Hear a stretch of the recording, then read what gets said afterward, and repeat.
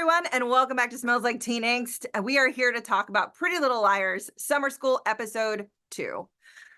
Let's do it.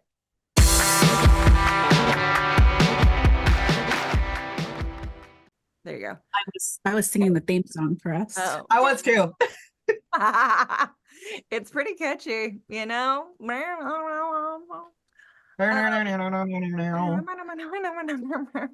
This is bringing me joy. Okay, so episode 1 leaves us off. The girls don't get a hot girl summer instead. They're going to summer school. Archie got the death penalty. Kelly is going to church. Like, are you even going to introduce us or what show we're talking about? oh, that's we just true. jumping in. I dove right in. I'm so sorry. I forgot. We just came off of episode 1, so in my head it's the same thing. Ladies, hello everyone. Welcome. We're going to talk about this episode, and as always, I have Keiki and Jordan. Keiki, Jordan, say hi. Hi. And of course, as always, we put this on our YouTubes. We put this on our Smells Like Teen Angst podcast, so you can listen to us on the go. Huzzah. I love that for you. Thank you. I love that I journey. love our viewer. I love that for our viewer or listener or whoever. Right? We're everywhere you want to be. Like pizza. Is that We're still their thing? inside you. Remember when I said Okay, that to Devin Sawa? It was pretty funny. I was interviewing Devin Sawa at WonderCon for Chucky, and I have a whole theory about how the second half of Chucky's gonna go. And you know, him and Chucky have a Twitter feud. And I'm like, look, if we're gonna go with Chucky lore, because Chucky is dying, and in order for him to survive, he has to jump into somebody. And I think it's gotta be Devin. And then Chucky can put on Twitter, I've been inside you, I win. And he loved it. They thought it was funny. They're like, rewrite. I know one of the Chucky writers. I can text them and see if that's true. No, after the interview, like the creator literally said, "You haven't seen the end of the show?" And she was like, "No." And he's like, "Don't forget to watch it." And then she's like, "I won't." He's like, "I think I'll like it." So I'm like, you might be on the money, girl. You might be on the money. I think I nailed it, because all their reactions too were like, Devin's like, I can't answer that. We're gonna pass that to Dawn. And I'm like, and in the moment I didn't get it, and everyone around me is like, no, she nailed it. And I'm like, oh, well, we'll see. Anyway, speaking of others, we're so good at like guessing things. I hope we continue to be surprised. I know. Right now, the theory we have on Bloody Rose Waters is the therapist. I also think maybe Chip's mom. I was going to say Chip's mama. Chip's mama. Because the ultimate... They're in cahoots. Yeah. Like ultimate revenge, right? So. Yeah, but I'm not washing my hands of people like Faran's mom, who's going to freaking law school in Philadelphia. I mean, but she's one of the original Sin girls. So you think in season 2 she'll have had a mental break and want to be coming for all the girls at this point? I mean, tired of her daughters ish in her friendship group and ready to just attack.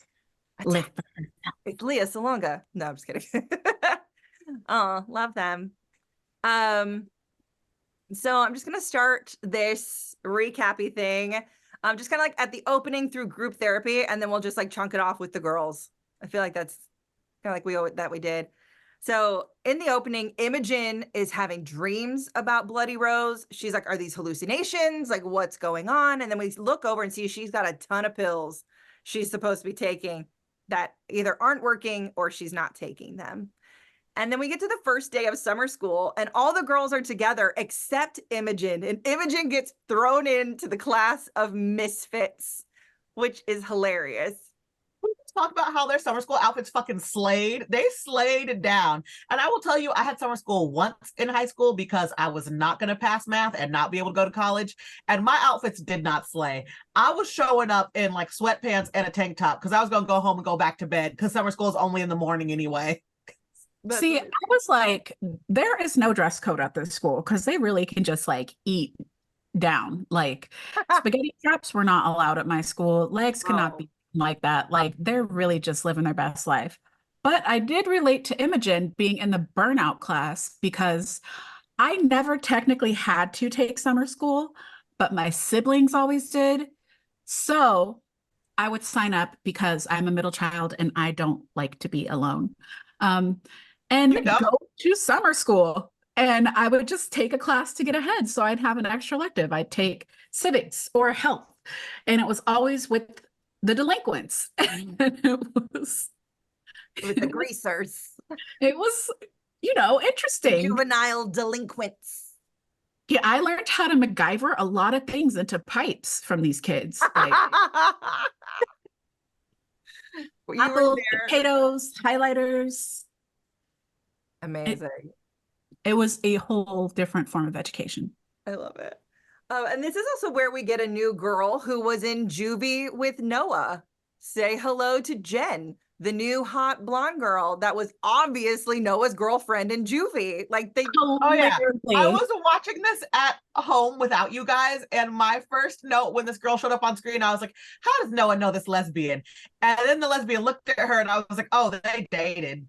Mm-hmm. I said, "What in the orange is the new black is happening over here?" I know y'all was dipping and diving and juvie. 100%. Like it's so obvious. Like it's confirmed later in the episode. I'm like, you didn't even need to confirm it. Like, no, we knew. So, and then back to group therapy because they all chose to stay in group therapy when Archie's verdict came down and they wanted to do group therapy and separate therapy. And they're all just like complaining the whole time about how they're separated and they're in summer school. And the therapist's like, you need to reframe your mind. I need you to set your summer school experience and make it happy and positive. And I'm like, man, this is such an adult perspective of someone who loves school. That's all I got to say. For real though. Yeah. Like nothing about summer school is okay and or tolerable because you're cramming like an entire school year worth of review into like 6 to 8 weeks and half a day. It is literally just go all day. It's toxic. It's Jan term. Yeah. I love Jan term. You were always a Jan term hater. I loved that shit. I hated Jan term. Since we're talking about Noah and her girlfriend, let's just like talk about Noah first. I think that's easy. Yeah, fair. They are trying to have a little catch up about their life and their life post juvie.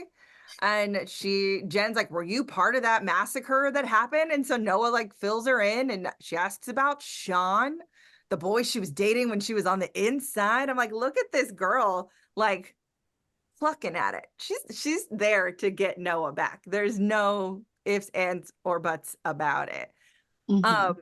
And then later, Noah finds a rose in her locker. And now this is going to be Bloody Rose's calling card because as the episode goes on, each girl finds a rose randomly, either in a bag or like on a clipboard. And it's very obviously not from her boyfriend or Jen. And I'm like, yeah, welcome to the calling card, ladies. My thing is though, not one time did anybody say anything about the rose.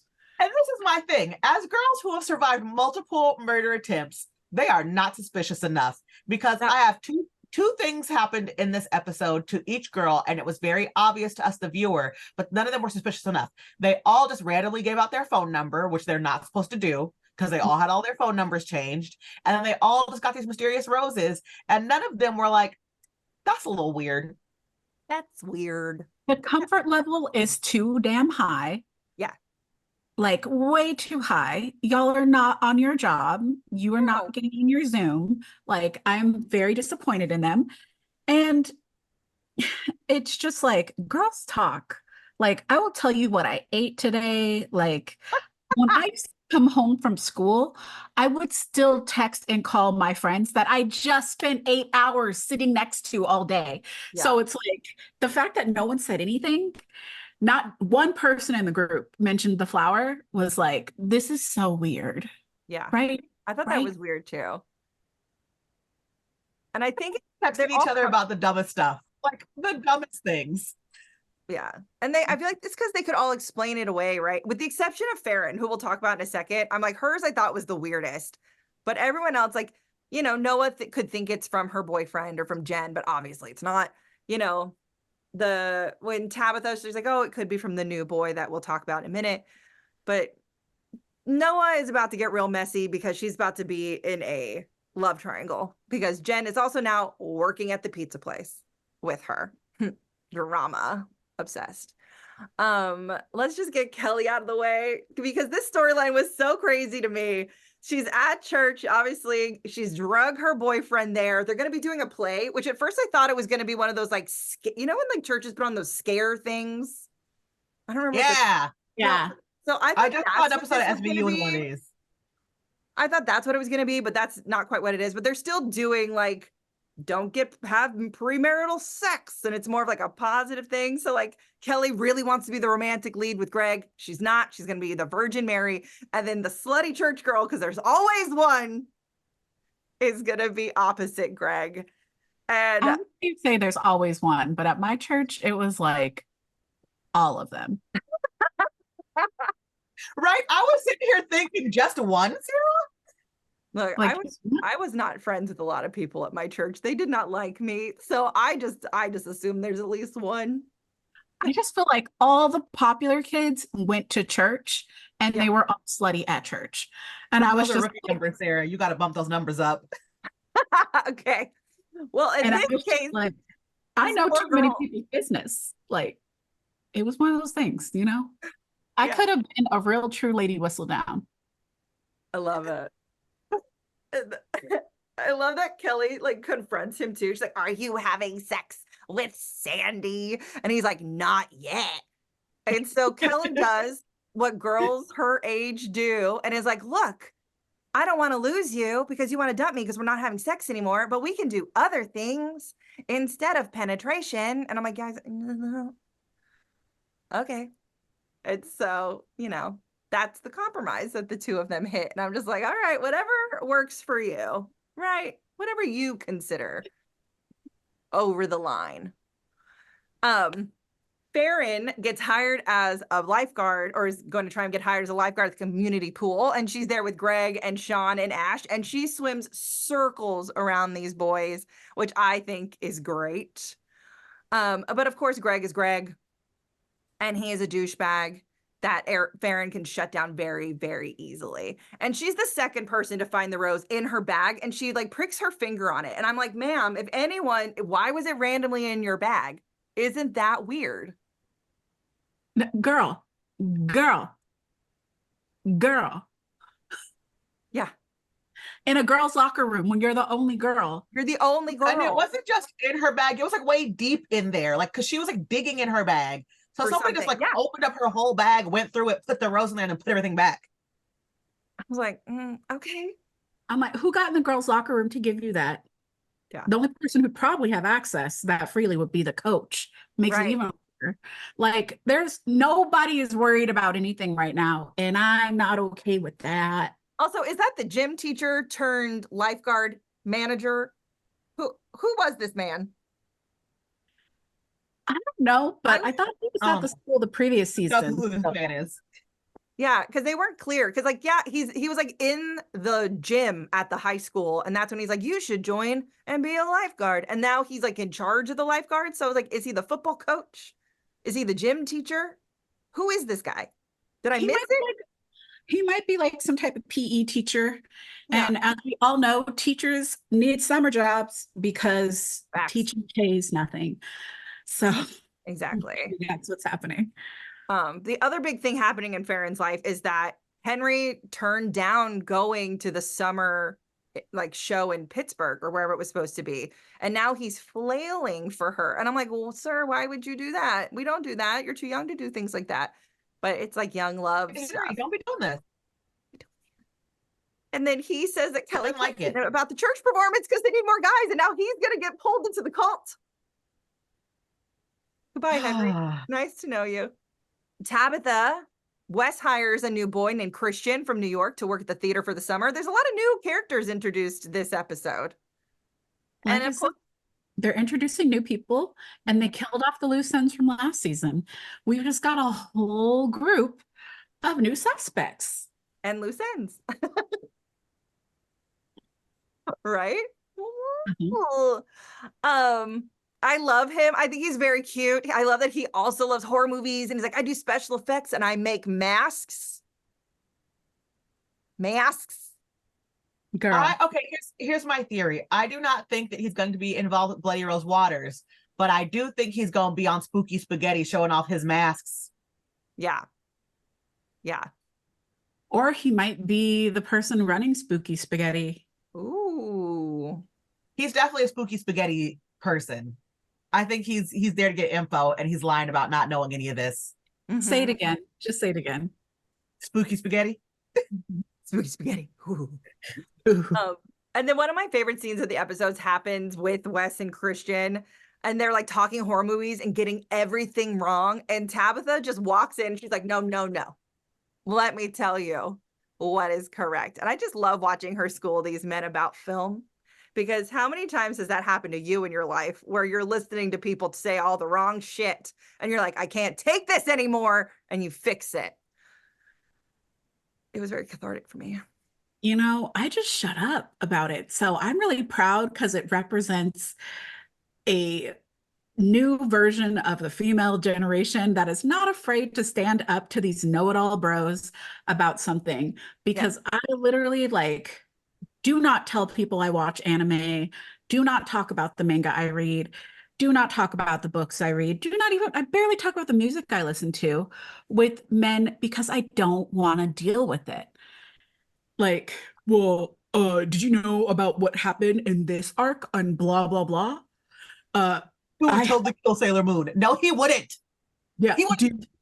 Do you have their album? I do, on 180-gram white vinyl. And I'm just like, shut What's up. your favorite song by them? Yeah. Go. The quizzing that happens with fandoms is out of control.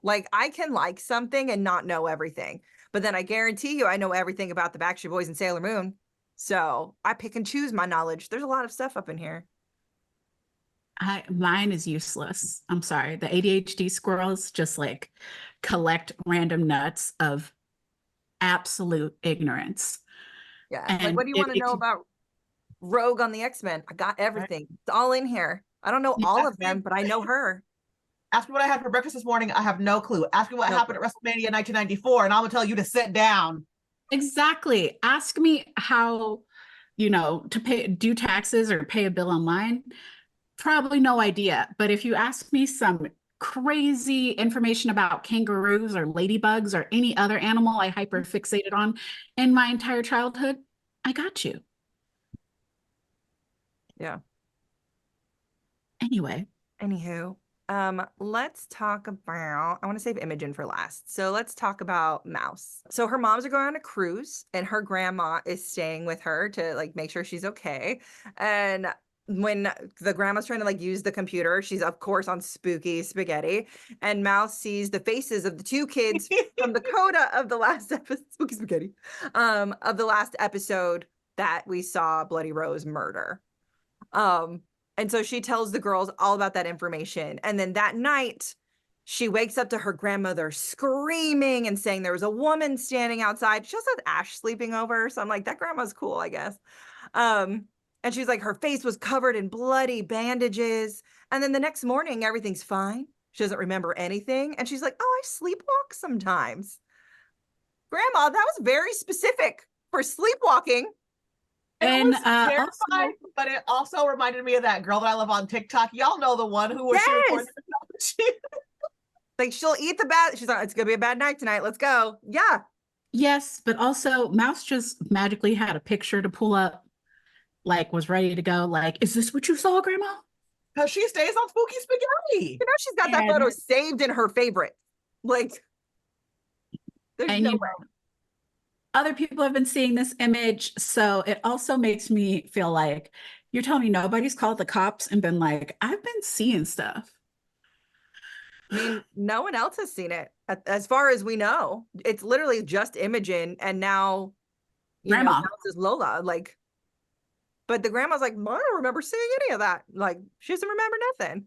I wanted to save Imogen for last because Imogen had the biggest kind of arc that she went through over this episode. This poor girl. So she stays late because she wants to talk to her doctor at the therapy session about the medication. Because she's like, I am suffering from hallucinations. And she's really worried that this is genetic because her mother, as we know, suffered from depression and anxiety. And she is terrified to be ending up like her. And she's trying to do everything in order to not to. So she goes to see her dad because, you know, you have to get medical history on stuff like that. And she gets a whole list of medications that her mom has ever been on to give to the doctor. And while out there, she stops at a diner called Rocky's Diner that looks like Pops. Like, did anyone else be like, that's Pops? Okay. Super Pops vibes. It Pops vibes for sure. Yeah. And she like doesn't give them her real name, and she gets a job as a waitress. And her friends come and see her and they call her out about the name. And she's like, why are you so far away? Like, literally, this is out of the way. You're driving an hour plus to work a shift at this diner after school. And her answer is that she just likes being away. She likes to be in a place where no one knows who she is. She's not a victim. She's like, none of that happened to her. And she gets to be someone else and turn her brain off. And I really get that for her as someone like this girl who's been through that much. She was assaulted. Her mother died. And then she was chased down by a murderer. Like, she's been through, well, they've all been Had through a a lot. baby, gave it up. Yeah, she's been through the most. She's had a lot going on, and I understand her need or want to run away from life. And, you know, her being in school in general after having a baby is actually like, you know, a really big deal, because statistics show that like most teen moms don't finish college or high school. You know, they get that GED and get out. So the fact that she chose to go back and do it, like, kudos to her. All these girls having gone through what they've gone through, just jumping back into life itself is wild. Yeah. But there's something that's going to have to be explored here with not just the medication and her mental health, but her need to kind of be around her father, but not near him, you know? Mm-hmm. There's something there. Yeah.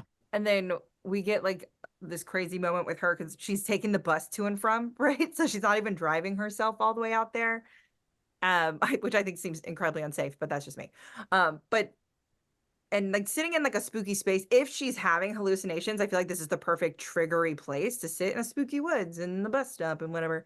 And while she's sitting there, she sees Bloody Rose across the street, like in the field coming for her.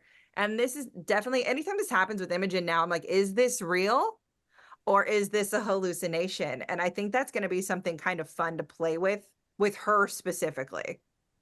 Me too, especially because this time you don't get any resolution. You don't find out. Yeah, but she also does hop on the bus and pop a pill. Yeah. Which also is like, okay, so maybe she is medicating and maybe it's not working. Like, maybe side effects include, you know? Right.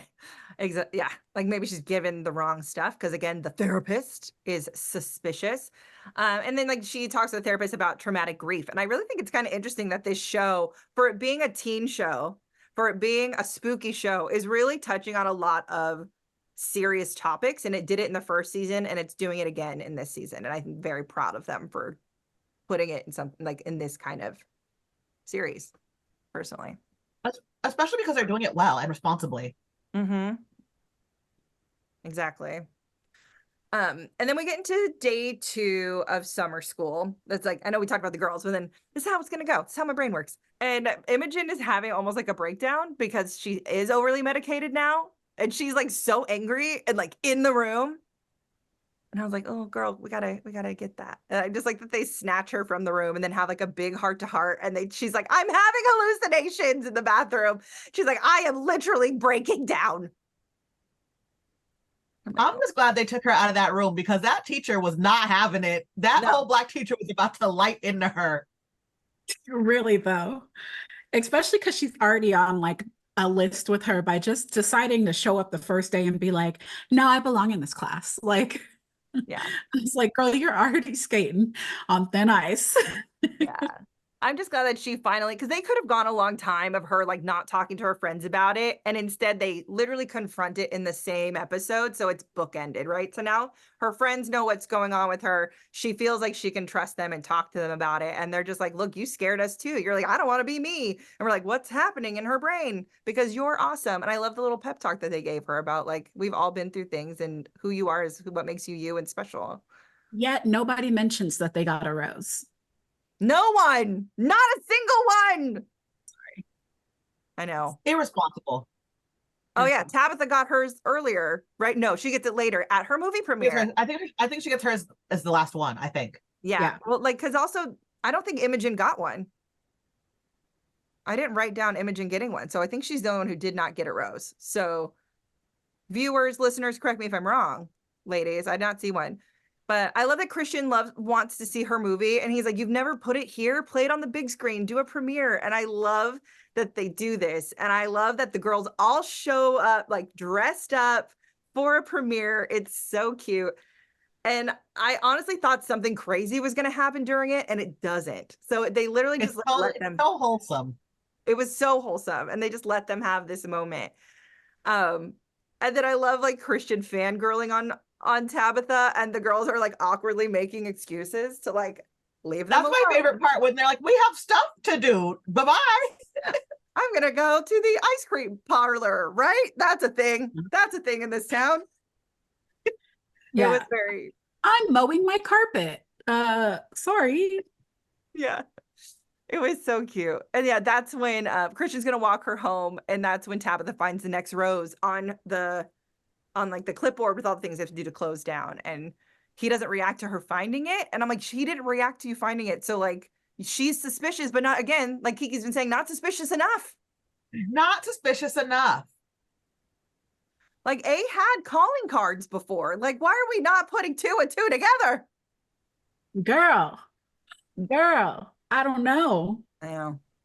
There are like little tidbits, like, you know, I like that everybody was put in group A at summer school, and then Imogen was in B. Yeah, like she doesn't matter to A yet. Yeah. Which is why she doesn't get a rose. Yeah. Oh. And then when walking home, Christian asks a great question of Tabitha, and I'm going to ask it of you guys too. What are your favorite bad movies that are so bad they circle back around to good? Twilight, yeah. Wild Wild West. Yes, that's a good one. They had my ultimate answer, which is always Trolls too. Leprechaun in the Hood. That's a good one. It's a good movie. Mm-hmm. Or what you say. The Room. The Room. The Room. Hi, Mark. Like. Oh, hi, Mark. Oh, hi, Mark. You're tearing me apart, Lisa. Like, so I did not hit her. I did not. I did not. Oh, hi, Mark. So great. So terrible. It's great. I don't know, because sometimes people think movies are bad, and I think they're amazing, you know? Sure.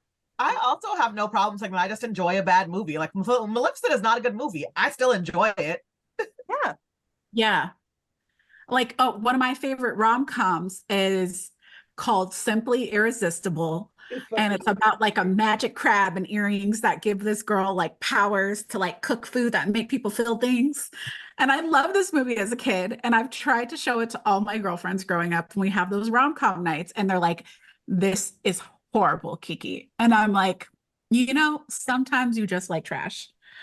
I think it's great trash. I'm gonna tell you. I know. I've watched it with you, and I've watched it with you twice. I'm always like, why are we watching this movie again? It's great. It's a good movie. Okay. Okay.